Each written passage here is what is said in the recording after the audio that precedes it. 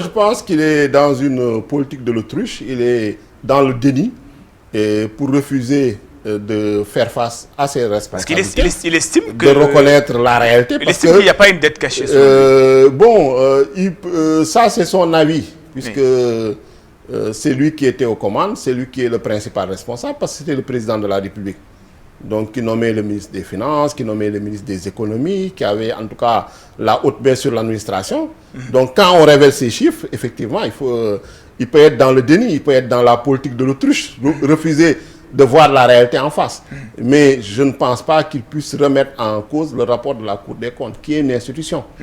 Et qui est la seule institution habilitée à faire ce travail, de par une loi, qui est le Code de transparence dans la gestion des finances publiques, et de par la loi organique qui encadre la Cour des comptes. Oui. Maintenant, vous dites que l'inspection générale des finances, vous n'êtes pas d'accord avec l'inspection générale des finances, vous n'êtes pas d'accord avec la Cour des comptes, vous n'êtes pas d'accord avec les cabinets internationaux, et maintenant il fait du dilatoire, de l'enfumage, en utilisant des arguments de sophistes pour dire oui, je vais commettre des cabinets. Tout ça, c'est de la politique politicienne comme il sait le faire. Les Sénégalais, en tout cas, le connaissent très bien dans ce domaine-là. Donc, c'est ce qu'il a fait pendant 12 ans, pendant qu'il était au pouvoir. Et il fait du surplace, quoi. C'est-à-dire que c'est des tempêtes dans des verres d'eau. Oui. Ça ne rime à rien. Oui. Ça ne sert à rien. Pour moi, il devrait s'expliquer sur sa responsabilité par rapport à cette dette cachée-là. Oui. Et parce que c'était lui le président de la République. Oui. Et il a, même s'il n'est plus président, mais c'était sous sa gestion. Oui. Et il doit rendre des comptes par rapport à ce dossier-là. Oui. D'ailleurs, un des députés, membre du groupe parlementaire, membre de votre groupe parlementaire, PASTEF, avait déposé une requête afin qu'il soit traduit devant la Haute Cour de la Justice. On a vu récemment également des déclarations des membres du parti PASTEF estimés que l'ancien président sera arrêté, notamment sur certains dossiers, par exemple ArcelorMittal, entre autres. Est-ce qu'il y a cette volonté-là pour vouloir le traduire devant la justice? Pour moi, en fait, il ne s'agit pas d'un combat personnel dirigé contre tel ou tel.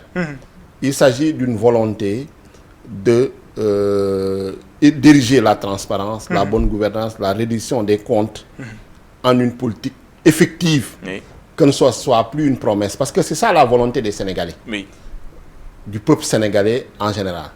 Et maintenant, s'il se trouve que parmi ceux qui étaient aux commandes de l'ancienne gestion, depuis le président de la République jusqu'au ministre, qui ont des responsabilités avérées, établies par les institutions, notamment judiciaires, par des procédures équitables, contradictoires, transparentes, effectivement, ils devront rendre des comptes.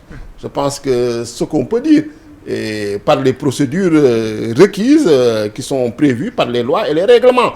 Donc sur ce point-là, je pense que il n'y a pas de, disons, d'hésitation, il n'y a pas de demi-mesure à avoir. Puisque les Sénégalais, le Sénégalais lambda, quand il commet une faute, qu'elle soit civilement sanctionnée, pénalement sanctionnée, il rend des comptes. Oui. Donc, ce doit être également le cas des autorités publiques et des autorités politiques. Oui. Est-ce que la procédure qui a été émise par un député du PASTEF de l'Assemblée nationale, est-ce qu'elle avance ou pas? La procédure, sa résolution a été transmise au bureau et le bureau devra se prononcer normalement au cours de la prochaine session par rapport à cette procédure-là. Donc ça, c'est de la responsabilité du bureau. Oui. Nous parlons toujours, disons, on est dans l'économie, un petit peu dans la justice, un petit peu des deux. Avant de venir aux enquêtes sur les événements de 2021, parlons d'abord de ces 3 lois, vous l'avez cité tantôt, qui ont été votées à l'Assemblée nationale, permettant la mise en œuvre, disons, du plan de redressement. Il s'agit de la loi portant le code des investissements, la loi portant sur le code général des douanes, mais également la loi portant sur le rituel ou la taxation, disons, sur le numérique. Il y a eu un débat au sein de l'opinion sur la hausse des taxes, notamment sur le mobile money. Aujourd'hui, certains citoyens se plaignent que lors de la mise en œuvre de cette taxation, ils risquent d'en payer les frais. Aujourd'hui, à l'Assemblée nationale, la loi a été déjà validée par les députés. Est-ce que vous pensez que c'était la meilleure méthode? Nous avons eu ce débat à l'Assemblée nationale lorsque ces projets de loi sont passés. Oui. Donc le projet de loi, notamment le débat porté sur le projet de loi modifiant le Code général des impôts Oui. et le projet de loi modifiant la loi sur la RUTEL. Oui. Donc la redevance sur l'usage oui. des infrastructures de télécommunications. Oui. Et effectivement, il y a des niches fiscales, Oui. notamment dans le domaine du numérique, qui ont été mobilisées.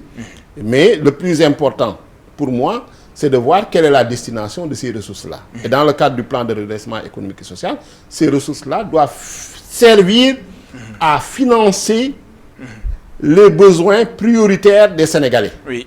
Que ce soit dans le domaine des infrastructures. Aujourd'hui, vous avez beaucoup de projets routiers, faute de marge budgétaire, Oui. de projets routiers qui sont À à l'arrêt. Ou bien qui devaient être lancés et qui ne peuvent pas être lancés. Et que ce soit quand vous allez aujourd'hui dans la région de Sédhiou, la boucle du Boudié, la boucle du Pakao, dans d'autres localités, donc au niveau du Sénégal, des projets très importants pour désenclaver ces localités, relancer l'économie, l'électrification rurale, qui est en train de faire en tout cas des progrès spectaculaires. On doit encore l'accélérer si on veut atteindre l'accès universel d'ici 2029, oui. Comme ça a été indiqué dans la vision Sénégal 2050. Pour cela, il faut des ressources. Les bourses de sécurité familiale, oui. On va les renforcer, augmenter le nombre. Oui. On est en train de revoir le registre national unique pour en tout cas nettoyer tout ce qui était clientèle politique, des gens qui n'étaient pas éligibles mais qu'on avait intégré pour satisfaire une clientèle politique. Donc, mais ces bourses de sécurité familiale qui doivent aider certains Sénégalais en difficulté, on doit également continuer à les payer. Les politiques de gratuité dans le secteur de la santé, oui. Donc élargir la couverture sanitaire universelle, tout cela nécessite des ressources. Oui. Et ce sont ça les besoins des Sénégalais. Maintenant, la stratégie, c'est d'identifier des niches fiscales avec des taxes. Effectivement, toute hausse de taxes oui. N'est pas souhaitable. Oui. Mais il faudrait quand même qu'on puisse mener à bien les projets de la vision Sénégal 2050 et satisfaire les besoins prioritaires des Sénégalais. Donc le plus important, oui. Je termine, c'est vraiment que cet argent-là oui. Qui sera collecté oui. Permette de régler les besoins prioritaires et urgents des Sénégalais oui. Et que cet argent-là également soit géré en toute transparence oui. Et avec toute la rigueur budgétaire qui s'y est oui. Et que l'impact sur l'activité économique, oui. L'impact sur l'activité sociale soit minime. Oui. Et les taxes dont on parle, il s'agit de taxes de 0,5%. Mais les citoyens doivent quand même supporter cette taxe plutôt. Mais aucun pays, Mamadou, aucun pays ne s'est développé oui. Hein, par l'endettement extérieur. Oui. Soit on fait le choix de mobiliser nos ressources endogènes oui. Par la fiscalité, par la mobilisation de l'épargne, par d'autres mécanismes de financement innovants. On a vu actuellement l'appel public à l'épargne au niveau de la diaspora, oui. Au niveau des Sénégalais. Donc il y a des Sénégalais qui sont capables de faire de leur épargne, en faire un investissement. Oui. Donc avec l'achat d'obligations. Mais aussi, au-delà de la fiscalité, au-delà également de cette mobilisation de l'épargne, donc il faudrait faire en sorte de créer de la richesse, oui. Faire en sorte de relancer l'économie. Et pour cela, on ne peut pas compter exclusivement, on ne peut pas compter sur l'endettement externe, comme le faisait l'ancien régime. Parce que c'est ça qui nous mène dans une impasse. Parce que si on veut être souverain, il faudrait qu'on puisse compter d'abord sur nos propres forces. D'accord. L'argent que nous empruntons à l'extérieur, à des tarifs parfois, disons, assez élevés. Parce qu'actuellement, les conditions de financement, au niveau international, ne sont pas avantageuses. Oui. Donc, il y a tout ce qui était préconcessionnel, donc sont limités à leur plus, vraiment, de manière très congrue.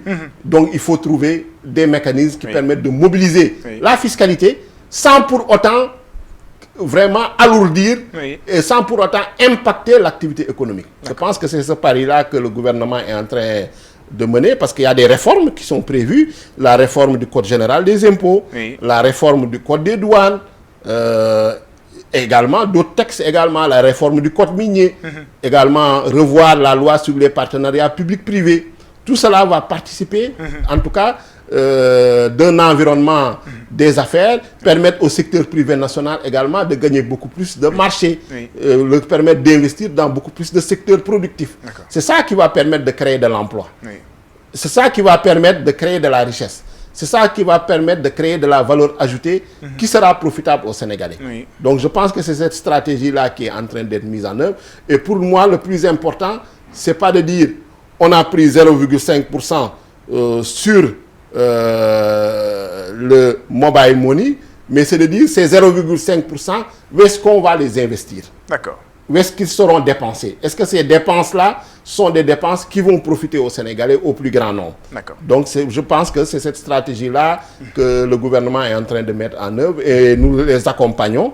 Effectivement, mais il faut dire que ce qui a conduit au plan de redressement économique et social, parce que les 3 étapes de la vision Sénégal 2050, il faut le dire, c'est redresser, accélérer, impulser. Ce qui a conduit au plan de redressement économique et social, c'est une très mauvaise gestion de l'économie et une très mauvaise gestion budgétaire qui a été révélée par les audits. Sans cela, nous ne serons pas là pour redresser.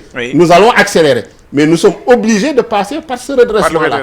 Et l'Assemblée nationale, en tout cas, et notamment le groupe parlementaire, a compris les arguments du gouvernement et il faut faire ce travail de communication auprès des populations sénégalaises et que la redistribution des richesses soit le plus équitable possible. C'est ce qu'attendent les Sénégalais. Les Sénégalais, pour moi, ne refusent pas de contribuer. Ils veulent contribuer, mais ils veulent que leur contribution serve à quelque chose et leurs contributions ne finissent pas dans des comptes en banque offshore, au Maroc ou ailleurs. Donc, c'est ce que les Sénégalais veulent. Donc, je pense que la politique du gouvernement là va dans ce sens.